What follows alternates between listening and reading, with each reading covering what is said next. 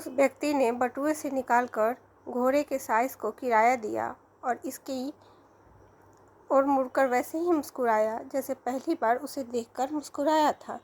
पन्ना, क्या तुम Egyptian mummy के सी ताबूत में बंद रही थी? मुझे देखो, एकदम बुढ़ा हो गया हूँ ना। बुढ़ा होने पर भी वह व्यक्ति अभी भी सुंदरी प्रौढ़ा के हृदपिंड को घड़ी के पेंडुलम सा हिला रहा था। वह क्या स्वयं इससे छिपा था? पन्ना के आरक्त कपोल कितनी बार उन विलासी अधरों के निर्मम प्रहार से और भी आरक्त हो उठे थे। यह क्या वह भूल सकता था? शायद। पन्ना के कांपते होठों और भीगी पलकों को उसने कनखियों से ही देख लिया था। ओह, तो अभी भी वो उसे क्षमा नहीं कर पाई है। वाह, खासा बंगला है तुम्हारा, पर यहाँ कैसे आ गई पन्ना? दिन रात विरोधी पक्षों से जूझने वाला राजनीति का कुटिल खिलाड़ी मर्म स्थल पर चोट काटना खूब जानता था। पन्ना ने अपनी नीली आंखों की करुण दृष्टि उसके चेहरे पर गड़ा दी। उसकी मुख दृष्टि के उपालम से रंजन तिलमिला गया। अभी भी कितनी सुंदर थी वह। इसी सौंदर्य पात्र की मादक मदिरा वह कभी चाहने पर ही तृषित अधरों से लगा सकता था। वह मर ग्रीवा नीली आंखें, सुनहले बाल, सतदल कमल की पंखुड़ियों से चंपक उंगलियां, सब कभी उसी की थी। आज इतने पास होकर भी वे पकड़ से इतनी दूर कैसे चली गई थी? पन्ना, विद्युत रंजन उठकर उसके पास बैठा। बड़े लाड़ से उसने उसके घुटने पर धरी सफ़ेद कलाई को उठा गालों से लगाकर आंखें बंद कर लीं। पन्ना, मैं जानता हूँ तुम मुझे आज भी क्षमा नहीं कर सकी हो, पर मुझसे दूर भागकर क्या तुमने बहुत बड़ी मूर्खता नहीं की? क्या तुम मेरी विवशता, मेरे वंश परिवार के प्रति मेरे कर्तव्य और सबसे बड़ी बात मेरी माँ को नहीं जानती थी? क्या तुम बड़ी दी के ही पास बनी रहती तो मैं तुम्हारे पास नहीं आ सकता था? क्या हम उसी स्वतंत्रता से बेरोक टोक नहीं मिल सकते थे? पन्ना चुपचाप सिर झुकाए बैठी थी। विद्युत रंजन का एक हाथ अब उसके कंधे पर था, दूसरे हाथ में वो पन्ना की कलाई थामे बार बार गालों से लगाता, कभी कसकर छाती से सटा देता। मैं कई बार बड़ी के पास गया, वो तुम्हारा नाम भी नहीं सुनना चाहती थी। एक बार उसने मेरा ऐसा अपमान किया कि यदि तुम्हारी बहन न होती तो मैं उसे जड़ से उखाड़कर बंगाल की सरहद के बाहर फेंक देता। अब तक प्रस्तर मूर्ति सी बनी पन्ना अब बरसों से बिछड़े प्रणय के कंधे पर लुढ़क गई थी। अपना मान, अपमान, उपालम, पीड़ा सब कुछ एक ही स्पर्श को पाते वह जैसे भूल गई थी। पन्ना, विद्युत रंजन ने उसे कठोर बाहुपास में जकड़ लिया। मेरी ओर देखो पन्ना, क्या अभी भी तुमने मुझे क्षमा नहीं किया? पन्ना ने पहली बार आंखें उठाई। कहाँ बूढ़ा हुआ था रंजन? क्या उन लाल डोरीदार आंखों में अभी भी रसवंती फुहार मंद पड़ी थी? कनपट्टी के आसपास बालों का गुच्छा सफ़ेद हो गया था और तिरछी खद्दर की टोपी ने लालाट पर झुककर प्रशस्त माथे की परिधि थोड़ी सीमित कर दी थी। बस इतना ही तो बदला था वह। मेरी बच्ची कितनी बड़ी हो गई पन्ना, वानीसेन कह रही थी कि बहुत ही सुंदर है कली। उसने बड़ी दुलार से पन्ना के कान के पास होंठ सटाकर पूछा, प्रश्न के साथ साथ जैसे आदर्शी बिटिया के प्रति उसका समस्त ममत्व शराब की झाग की भांति झलक उठा। मैंने उस संतान को निर्ममता से त्याग दिया और उसकी सज़ा भी मुझे मिल चुकी है। वितरंजन का गला भर गया। क्षण भर वह कंठ के गलहर को घुटकता रहा, फिर कहने लगा, दोनों को उसने 7 महीने के भीतर ही भीतर छीन लिया। मुनिया प्रथम प्रसव में जाती रही, चुनिया खाना बना रहे थे, स्टोव फट गया। झुलसी देह को मैं पहचान न सका, नहीं उसकी माँ भी पहचान पाई।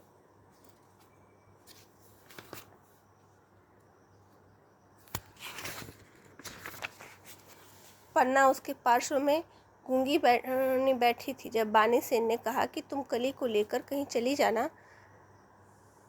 चली गई और अपना कोई अता पता नहीं छोड़ गई तो मैं तुम्हें ढूंढता रहा। बानी से ही पता लेकर उस मेम को 2-3 चिट्ठियाँ लिखी जो अल्मोड़ा के किसी कुष्ठाश्रम में थी और जिसके साथ ही तुम पीली कोठी छोड़कर गई थी, पर पता शायद ठीक नहीं था। किसी भी चिट्ठी का उत्तर नहीं आया। मैं चाहता था तुम्हें प्रत्येक माह कुछ रुपया भेज दूंगा, पर चारा ही क्या था।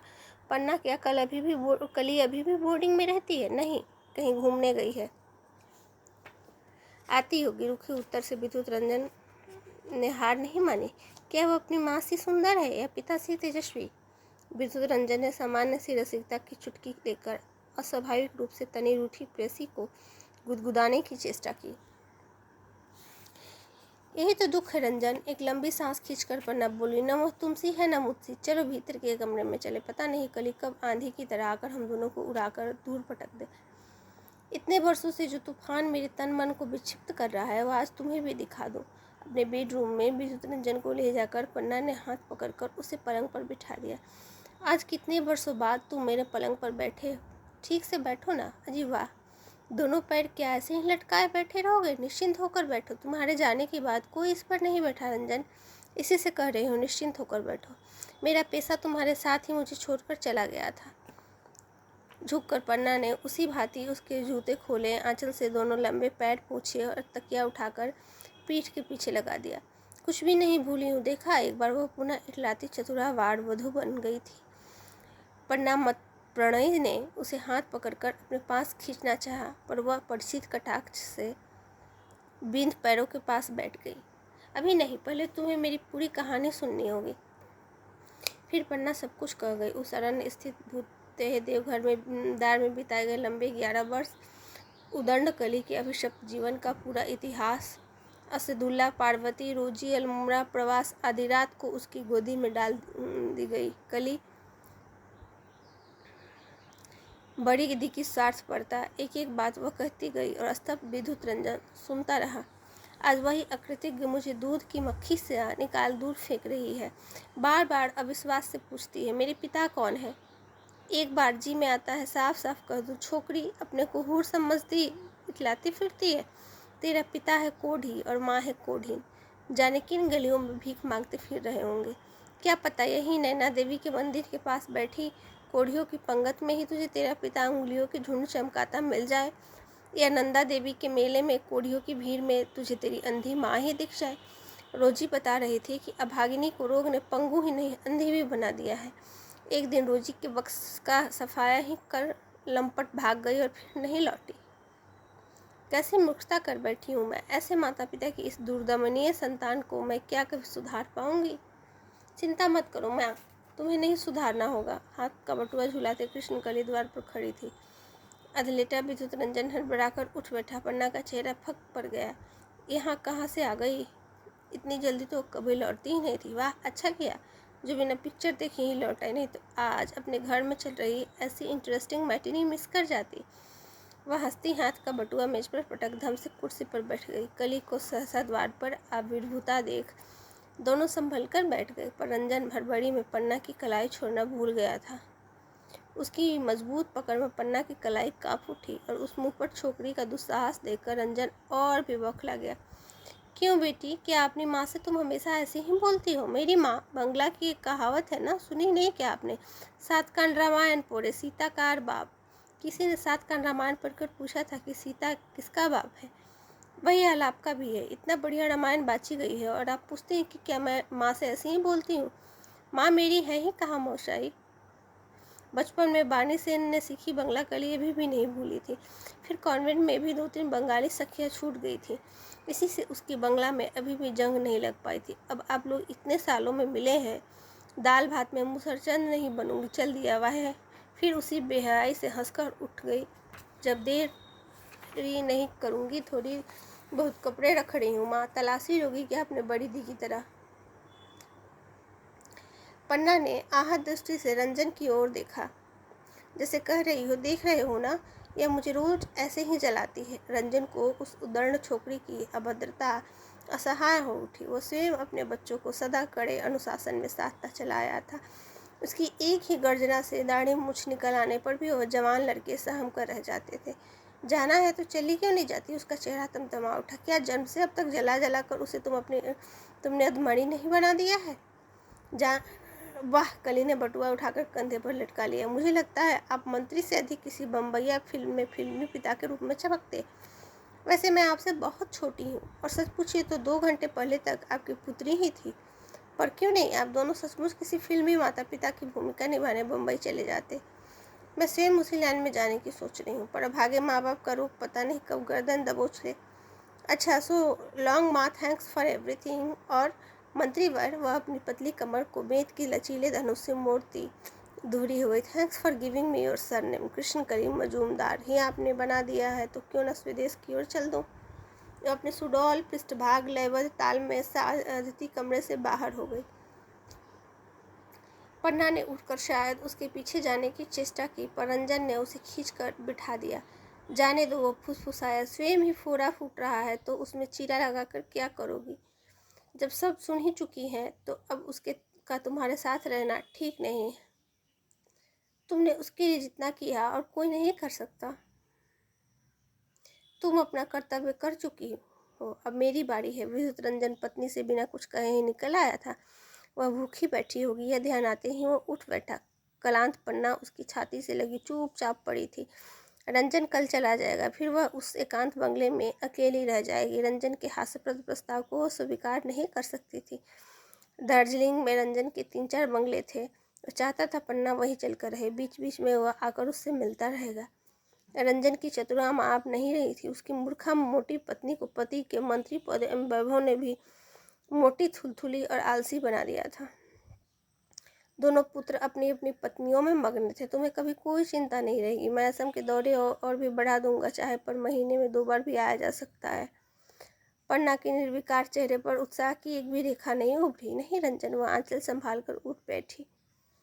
जैसे फांसी दिए जाने से पहले अभियुक्त के प्रत्येक इच्छा पूरी कर दी जाती है ना, वह हंसी, ऐसे ही मैंने अपनी मनचाही वस्तु कलेजे में संजोकर छिपा ली है। अब मैं आगे नहीं बढ़ूंगी। एटिंगसन का पूरा परिवार जब भी भीमताल छोड़कर अरविंद आश्रम जा रहा है, उसने मुझे साथ ले चलने का वादा किया है। कौन एटिंगसन? झल्लाकर प्रश्न पूछते ही रंजन स्वयं खिसिया गया।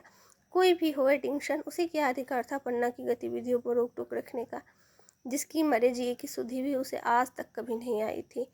एटिंगसन मेरे घनिष्ठ मित्र है। अरविंद आश्रम की एक जमीन का मुरब्बा भीमताल में भी है। उसी को की देखरेख का भार आश्रम ने उन्हें सौंप दिया था। दोनों पुत्रों ने संन्यास ले लिया। एक अरविंद आश्रम में है माँ के पास, दूसरा न जाने हिमालय की किन गहन कंदराओं में जाकर खो गया है। तुम मेरी चिंता मत करो रंजन। प्राणाधिक सुंदर चेहरा रंजन के गालों के पास आकर सट गया। ना मुझे अब तुम पर क्रोध है और ना प्रतिशोध की ही भावना। कैसा आश्चर्य है सच। कुछ घंटों पहले जब मैंने तुम्हें फ़ोन किया, तुम्हें पाने पर कच्चा चबा सकती थी, पर अब जैसे स्वयं ही सब कुछ धुलकर साफ हो गया है। कली को भी क्या दोस्तों, जब रक्त मांस की बनी सगी बड़ी दी ही मेरी शत्रु बन बैठी, तो उस पराई लड़की के लिए सोचना कि वह कभी मेरी बनेगी, सचमुच ही मेरा बचपना था। फिर भी एक बार आश्रम जाने से पहले बड़ी दी से मिलने की बड़ी इच्छा है। तुम्हारी बड़ी दी क्या वहाँ बैठी है? रंजन ने सिगार की राख घर कर मुंह में दबा लिया। दोनों हाथ पीछे पीछे बांधकर वो फिर लेट गए। क्यों, पीली कोठी? पन्ना ने पूछा। पीली कोठी में अब प्लानिंग का दफ्तर है। बड़ी दी पाकिस्तान चली गई, कोई रहमतुल्ला है, उन्हीं से निकाह पढ़ लिया। मैत्री ने कलकत्ते में ब्यूटी क्लिनिक खोल लिया है। वाणी सेन दिल्ली में है, उसी ने तो बताया मुझे यह सब। दिल्ली में? वहाँ क्या कर रही है वाणी? मोटी स्त्रियों को तन्वी बनाती है। स्लिमिंग सेंटर में अपनी पत्नी को लेकर गया तो देखा दफ्तर में बनी ठनी वाणी सेन बैठी है, वैसी ही धरी है, अभी भी दुबली पतली छरहरी। मुझे देख पहचानना, पट्टी ने चेहरे पर पहचान की एक रेखा भी नहीं उभरने दी। एकांत में मिली तो पहला प्रश्न उसने यही पूछा, क्या मैंने उसकी कली को देखा है? मैंने जब कहा कि मैं कली से मिलता हूँ न, उसकी माँ से, तो उदास हो गई। उसी ने मुझे बताया कि किसी नए कानून बनते ही बड़ी दी का कारोबार एकदम ठप हो गया। वाणी दिल्ली चली आई और वहाँ उसने किसी योगी के साथ साझे का क्लिनिक खोल लिया। वह बता रही थी कि जितना पैसा उसने उस क्लिनिक से कमाया, उतना उस धंधे में भी कभी नहीं कमा पाई थी। वाणी झूठ नहीं बोल रही थी। पन्ना, उफ, कैसी कैसी कारों की लंबी कतार खड़ी थी। कितनी विदेशी दूतावास की में सिर के बल खड़ी उग्रवास कर रही थी। गेरुए रेशमी वस्त्रों में वाणी के रंगीले स्वामी को देखा तो दंग रह गया। हाथ में ही थी हीरे की अंगूठी, गले में रुद्राक्ष की माला और सिर के बाल तो लगता था फिक्सो लगाकर खड़े किए हैं। वाह वाणी, मैंने कहा, तुम और तुम्हारे योगीराज दोनों इस क्लिनिक के जीते जागते विज्ञापन हो। गाजर, मूली, टमाटर का रस पिला और सिर के बाल खड़ी कर सचमुच वाणी ने मेरी पत्नी का वजन पूरा 1 स्टोन घटा दिया था। वाणी सेन से यदि मिलना चाहो तो अलबत्ता मिला सकता हूँ। नहीं, अब मैं किसी से नहीं मिलूंगी, ना ही मिलना चाहती हूँ। उससे मिल चुकी हूँ और जिससे बिछड़ना चाहती थी उससे भी बिछड़ चुकी हूँ। देखा हूँ, क्या सचमुच ही चली गई? उसके पीछे पीछे उठकर रंजन भी चल दिया। दोनों ने बंगले का कोना कोना छान मारा, कली कहीं नहीं थी। हो सकता है कहीं मिलने मिलाने चली गई हो। दिमाग ठंडा हो जाएगा तो खुद ही चली आएगी।